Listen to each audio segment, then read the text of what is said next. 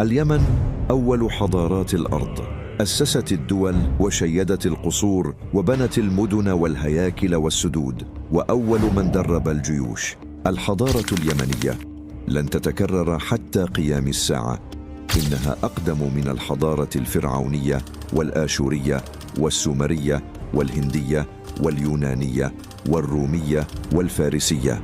إذا تحدثنا عن ممالك اليمن القديم فما الذي نستطيع الإحاطة به؟ الملك عبد شمس المعروف بالملك سبأ كان ملكه 500 عام.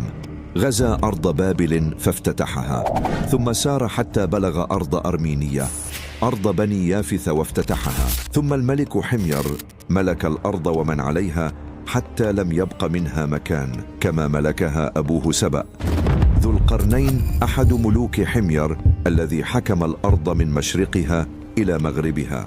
أسعد الكامل، شداد بن عاد، الملك شمر يرعش، الملك حمير الأكبر، سيف بن ذي يزن، مملكة سبأ بلقيس، الملك رحبعام بن سليمان. أسعد الكامل. إن الذي قلت بعضا من مآثرها ما زدت إلا لعلي زدت نقصانا. مدينة صنعاء أول مدينة بنيت بعد الطوفان، بناها سام بن نوح.